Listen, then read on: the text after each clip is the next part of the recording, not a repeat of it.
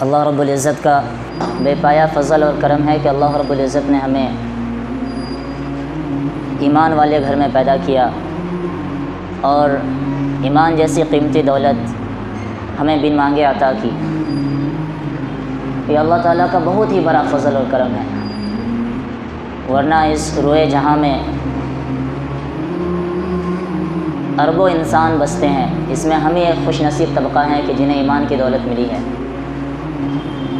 ہم تھوڑی دیر کے لیے یہ صرف تصور کریں اور ذہن میں خیال لے کے آئیں کہ اگر خدا نخواستہ، 1000 مرتبہ خدا نخواستہ، ہماری پیدائش مسلمانوں کے گھروں میں نہ ہوتی، ہماری پیدائش مسلمانوں کے علاقوں میں نہ ہوئی ہوتی، ہم کسی غیر کے علاقے میں پیدا ہوئے ہوتے تو آج ہم کہاں ہوتے، کس حال میں ہوتے۔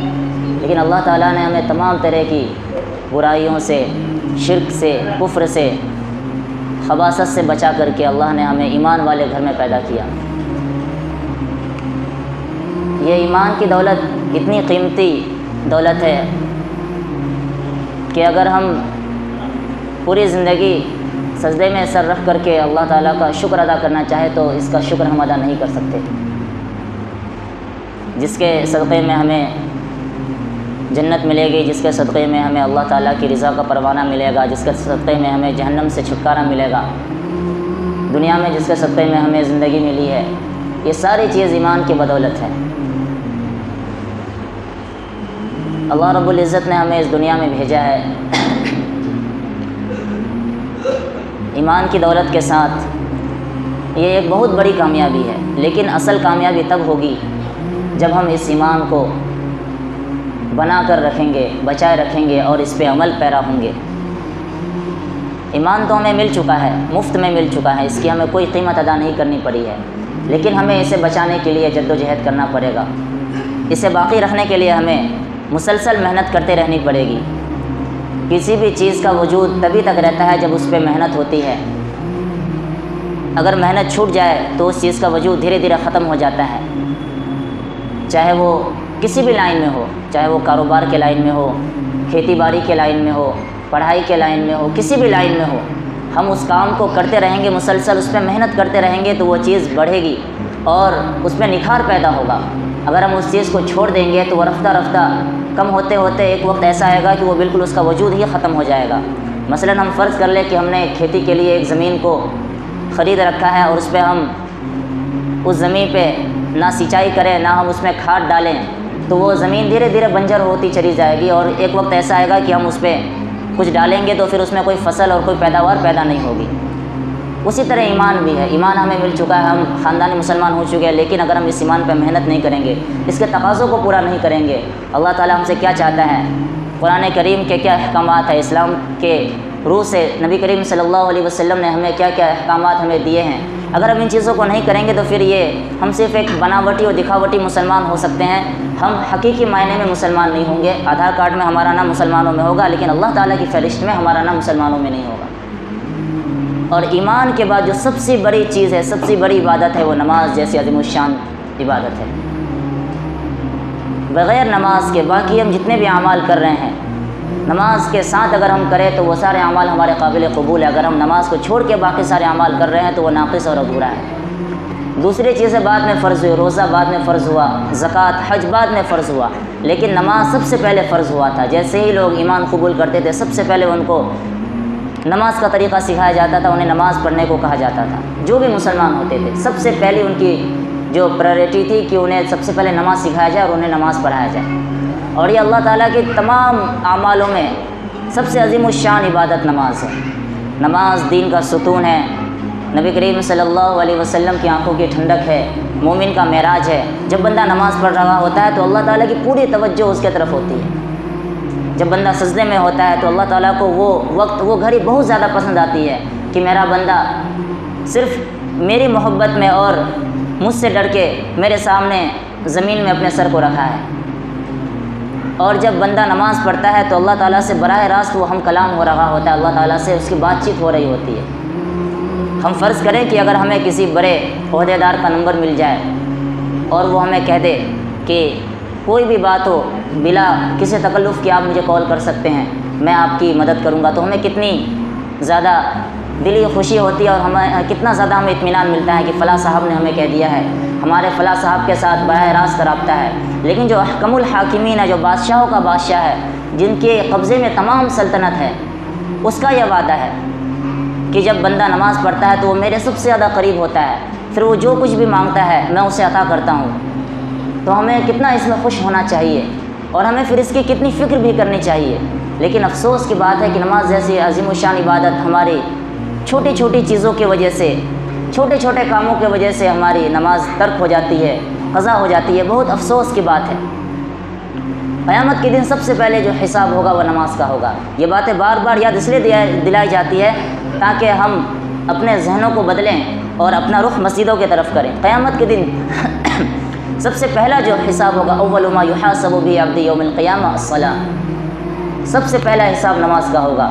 جن کی نماز صحیح ہوگی، درست ہوگی، ان کے دوسرے اعمال بھی اللہ تعالیٰ درست کر دیں گے، دوسرے اعمال کو بھی اللہ تعالیٰ آسانی کے ساتھ قبول کر لیں گے۔ اگر جس کی نماز درست نہیں ہوگی، اس کے دوسرے اعمال کو بھی اللہ تعالیٰ ضائع اور منقطع کر دیں گے۔ نماز کے بارے میں اگر بولا جائے تو گھنٹوں گھنٹہ کم ہے، لیکن کہنے کا خلاصہ یہ ہے کہ ہم سب کوئی جانتے ہیں کہ نماز ہر مومن پہ، عاقل بالغ مرد عورت پہ فرض ہے۔ مومن مردوں پہ بھی فرض ہے، مومن عورتوں پہ بھی فرض ہے، نوجوانوں پہ بھی فرض ہے، نوجوان لڑکوں کو بھی کے اوپر بھی فرض ہے اور نوجوان لڑکیوں کے اوپر بھی فرض ہے۔ لیکن سب سے زیادہ کوتاہی اگر ہمارے نوجوانوں میں اور ہمارے مسلمانوں میں، ہمارے بزرگوں میں اگر ہوتی ہے کسی عبادت میں، تو وہ سب سے زیادہ نماز میں ہوتی ہے۔ اور یہ ایک ایسا عمل ہے جس میں ہمارا کچھ خرچ بھی نہیں ہوتا ہے۔ زکوٰۃ میں ہمیں پیسہ لگتا ہے، روزہ میں ہمیں بھوک لگتی ہے، دن بھر ہمیں برداشت کرنا پڑتا ہے۔ لیکن نماز ایک ایسی عبادت ہے، نہ اس میں ہمارا جان کا خرچ ہوتا ہے، نہ ہمارا مال خرچ ہوتا ہے، اور نہ ہی ہمیں بھوک پیاس لگتی ہے۔ بس ہمیں مسجد میں آنا پڑتا ہے، وضو کر کے کچھ مختصر سے وقت میں نماز ہماری مکمل ہو جاتی ہے، اور ایک بہت بڑی نیکی ہمارے نام اعمال میں لکھ دی جاتی ہے۔ لیکن افسوس کے ساتھ ہمیں کہنا پڑ رہا ہے کہ اذانیں ہوتی ہے، ہر جگہ اذانیں ہوتی ہے، لیکن مسجدیں پھر بھی خالی رہتی ہے۔ فجر کی نماز میں 2 ساتھی 3 ساتھی رہتے ہیں، عمومی طور پہ ہر جگہ کا وہی حال ہے۔ اس طرح کی اگر ہم دین سے بیزاری رکھیں گے، اللہ تعالیٰ کے احکامات سے ہم غفلت برتیں گے، تو پھر کس طرح سے اللہ تعالیٰ کی جو غیبی مدد ہے وہ ہمارے اوپر کس طرح سے آئے گی؟ آج ہم پھر کہتے ہیں کہ حالات مسلمانوں کے درست نہیں ہیں، حالات سازگار نہیں ہیں، حکومتیں ہماری مخالفت میں کام کر رہی ہے، ہمارے اسلامی شعار پہ حملہ ہو رہا ہے، مسلمانوں کے اوپر حملہ ہو رہا ہے۔ کیوں نہیں ہوگا؟ ہم نے اپنے اسلام کو، اپنے ایمان کو کتنا بچائے رکھا ہے اور اس کے اوپر ہم کتنا عمل پیرا ہے۔ ہم خود پہ بھی تو دیکھیں، ہم ہمیشہ دوسروں کے اوپر بلیم ڈالتے ہیں کہ فلاں مجرم ہے، فلاں مجرم ہے، فلاں گناہ گار ہے۔ ہم اپنے اوپر، اپنے گریبان میں ہم جھانک کے دیکھیں کہ میں نے جس اسلام کو جس کے صدقے میں مجھے عزت ملی تھی، جس کے صدقے میں مجھے ایمان ملا، میں نے اس ایمان کو، اس اسلام کو کتنا بچائے رکھا ہے اور میں اس پہ کتنا عمل پیرا ہوں۔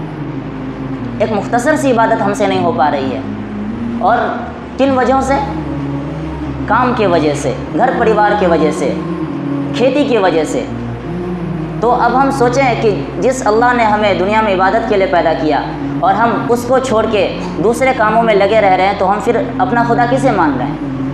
زبان سے تو ہم کہہ رہے ہیں کہ میرا رب اللہ ہے، لیکن ہمارے اعمال بتا رہے ہیں کہ ہم اللہ تعالیٰ کو رب نہیں مانتے۔ اگر ہم اللہ تعالیٰ کو رب مانتے تو جیسی اذان کی آواز ہمارے کانوں میں پہنچتی، ہم فوراً سے اس کام کو چھوڑ کر کے ہمارا رخ مسجدوں کی طرف ہوتا، ہماری عورتوں کا رخ جو ہے کہ گھروں پہ مصلی کی طرف ہوتا، لیکن وہ نہیں ہو رہا ہے۔ تو ہم اپنے فعل سے، اپنے کام سے یہ دکھا رہے ہیں کہ ہم اللہ تعالیٰ کو رب کہہ تو رہے ہیں، لیکن اللہ تعالیٰ کی ہم باتوں کو نہیں مان رہے۔ اور یہ نماز ایک ایسی عظیم الشان عبادت ہے کہ اگر ہم اسے صحیح سے کر لیں گے تو ہمارے دوسرے اعمال بھی ہمیں کرنا ہمارے لیے بہت آسان ہو جائے گا، ہمارے پورے دن کا ٹائم ٹیبل کا مینجمنٹ ہو جائے گا۔ فجر کے وقت جب بندہ جگتا ہے، اس کے بعد وہ فجر کی نماز پڑھتا ہے اور پھر وہ اپنے کاروبار میں یا اپنے جو بھی ان کے مشاغل ہیں اس میں نکل جاتا ہے، تو اللہ تعالیٰ کی نصرت اور مدد ہوتی ہے۔ اور اسی کے برعکس کوئی بندہ فجر کی نماز نہیں پڑھتا اور اس کے بعد وہ پھر ایسی جب اسے جگنا ہوتا ہے جگتا ہے، پھر وہ کاروبار کی طرف نکلتا ہے یا اپنے کاموں کی طرف نکلتا ہے، تو پھر اللہ تعالیٰ کی کوئی نصرت اور مدد کی اس کے اوپر کوئی ذمہ داری نہیں ہوتی ہے۔ نبی کریم صلی اللہ علیہ وسلم کی حدیث ہے کہ جو شخص 5 نمازوں کی پابندی کرے گا، سنت و مستحبات کی رعایت کرتے ہوئے اسے پڑھے گا، تو اللہ تعالیٰ اسے بغیر حساب و کتاب کے جنت میں داخل کر دیں گے۔ لیکن اگر کسی نے اس کی پابندی نہیں کی، یہ حدیث ہم بارہا سنتے آتے ہیں، میں بس اسے آپ لوگوں کے سامنے دوبارہ بس اس لیے کہہ رہا ہوں کہ میں اپنے سبق کو دہرا رہا ہوں کہ اگر کوئی بندہ نمازوں کی پابندی نہیں کرتا، جب اسے من چاہا پڑھ لیا، جب چاہا چھوڑ دیا اپنے فرصت کے مطابق، جب اسے کوئی کام نہیں تھا تو پڑھ لیا، جب کام میں مشغول ہوا تو چھوڑ دیا، تو اللہ تعالیٰ کا بھی اس کے اوپر پھر کوئی وعدہ نہیں ہوتا ہے۔ اللہ تعالیٰ چاہے تو اسے معاف فرما دے، چاہے تو اس کو عذاب دے دے۔ اور اللہ تعالیٰ فرماتے ہیں کہ جو نمازوں کی پابندی نہیں کرتا ہے اس کا میں حشر فرعون، نمرود، حامان اور قارون جیسے بڑے بڑے گنہگاروں کے ساتھ کروں گا۔ فرعون کون تھا؟ ہم سب جانتے ہیں کہ ایک ایسا ظالم بادشاہ تھا جو خود کو خدا کہتا تھا کہ انا ربکم الاعلی، کہ مجھ سے بڑا رب کوئی نہیں ہے۔ ایسے کافروں کے ساتھ اللہ تعالیٰ حشر فرمائیں گے، ایسے لوگوں کا جو نمازوں کی پابندی نہیں کرتے ہیں، جان بوجھ کر کے نمازیں چھوڑ دیتے ہیں۔ ایک وقت کی نماز چھوڑنے کا گناہ ہے ایک حکم، یعنی کہ 2,88,00,000 برس، 2,88,00,000 برس جہنم کی آگ میں ایسے لوگوں کو جلایا جائے گا جو کہ جان بوجھ کر کے نماز کو چھوڑ دے، گو کہ وہ بعد میں پڑھ بھی لے، لیکن آج ہم بڑی آسانی کے ساتھ نمازوں کو چھوڑ دیتے ہیں۔ کوئی ہمیں تشکیل کرتا ہے، کوئی ہمیں دعوت دیتا ہے تو اسے بھی ہم بڑی آسانی کے ساتھ کہہ دیتے ہیں کہ انشاءاللہ شروع کر دیں گے، ابھی ہمیں فرصت نہیں ہے۔ فرصت تو ایسی ملے گی کہ ہمیشہ کے لیے فرصت مل جائے گی۔ ایسے قبر پہ پڑے رہیں گے جن پریوار والوں کے لیے، جن مال و دولت کے لیے، جن گھروں کے لیے ہم اپنا سارا وقت ضائع کر رہے ہیں، پھر یہی گھر والے، یہی پریوار والے ایسے ہمیں بھول جائیں گے کہ برسوں برس تک کوئی آپ کے قبر پہ جا کے فاتحہ پڑھنے والا نہیں ہوگا۔ دنیا کسی کے لیے اپنی نہیں ہے، اسے ہم اتنا ہی وقت دیں جتنا ہم اسے بھلا سکتے ہیں۔ ہم اپنے گھر والوں کو، اپنے پریوار والوں کو اور دنیا کے دوسری چیزوں میں اتنا ہی وقت لگائیں جتنا اس کی ضرورت ہے، کیونکہ یہ دنیا ہمارے لیے بقدر ضرورت ہے، یہ ہمارا مقصد نہیں ہے۔ ہمارا اصل جو مقصد ہے وہ آخرت کی تیاری ہے۔ دنیا میں جتنے بھی انسان آئے ہیں، تمام انسان جو ہے کہ اللہ تعالیٰ کی عبادت کے لیے پیدا کیے گئے ہیں، اور ہر انسانوں سے ان کے اعمال کا حساب و کتاب کیا جائے گا، اور صرف ان کے اپنے بارے میں نہیں بلکہ ان کے گھر والوں کے بارے میں بھی پوچھا جائے گا۔ اور ہر انسان اپنے گھر والوں کے بارے میں ذمہ دار ہے، اپنے اہل و عیال کے بارے میں ذمہ دار ہے۔ ہم سب خود بھی فکر کریں، خود بھی اپنے تعلقات کو اللہ تعالیٰ سے جوڑیں، اپنے پرانی زندگیوں سے توبہ کریں، اپنے گناہ والی زندگیوں سے توبہ کریں۔ اپنے جو بھی ہم نے زندگی گزاری ہے، اللہ تعالیٰ بہت ہی غفور الرحیم ہے، رحم کرنے والے ہیں۔ ہم ایک قطرہ بھی اگر آنسو کا بہا دیں گے تو اللہ تعالیٰ ہمارے گناہوں کو معاف کر دیں گے، لیکن ضرورت اس بات کی ہے کہ ہمیں معافی مانگنی پڑے گی، ہمیں اللہ تعالیٰ کے سامنے جھکنا پڑے گا، ہمیں سرنڈر کرنا پڑے گا۔ ہم جیسے دنیا میں اگر ہم سے کوئی غلطی ہو جاتی ہے تو ہم کس طرح سے رو کے گر گرا کر کے یا معافی مانگ کے لوگوں سے اپنے معاملات کو حل کرتے ہیں، اگر کسی بڑے کے ساتھ ہمارا کوئی تعلقات بگڑ جائے تو ہم کس طرح سے پریشان ہو جاتے ہیں، تو آج ہمارے تعلقات سیدھے خدا کے ساتھ بگڑے ہوئے ہیں، اس لیے ہمارے حالات بھی بگڑے ہوئے ہیں۔ ہم اپنے حالات کو اگر سدھارنا چاہتے ہیں، امت کے حالات کو سدھارنا چاہتے ہیں، تو سب سے پہلے ہماری یہ ذمہ داری ہے کہ ہم اپنے ذات سے توبہ کریں، اللہ تعالیٰ سے رجوع کریں، اور ایسی توبہ کریں کہ اب اس کے بعد پھر ہماری انشاءاللہ ہماری زندگی اللہ تعالیٰ کے ہی حکم کے مطابق گزرے گی۔ اور اللہ تعالیٰ سے اس کے لیے، اس توفیق کے لیے دعا بھی مانگے کہ اللہ تعالیٰ ہمیں اپنی زندگی کو نبی کریم صلی اللہ علیہ وسلم کے نورانی پاکیزہ طریقے پہ چلائے۔ اللہ رب العزت ہمیں مکمل طور پہ موت تک نمازوں کی پابندی کرنے کی توفیق عطا فرمائے، اور نبی کریم صلی اللہ علیہ وسلم کی ایک سنتوں پہ عمل کرنے کی توفیق عطا فرمائے۔ اللہ رب العزت سے دعا ہے کہ اللہ رب العزت ان تمام باتوں کو سب سے پہلے ان پہ مجھے عمل کرنے کی توفیق دے، اور ہم تمام لوگوں کو ان باتوں پہ عمل کرنے کی توفیق عطا فرمائے۔ وآخر دعوانا الحمد للہ رب العالمین۔ جن کی سنت باقی ہے سنت کر لیں۔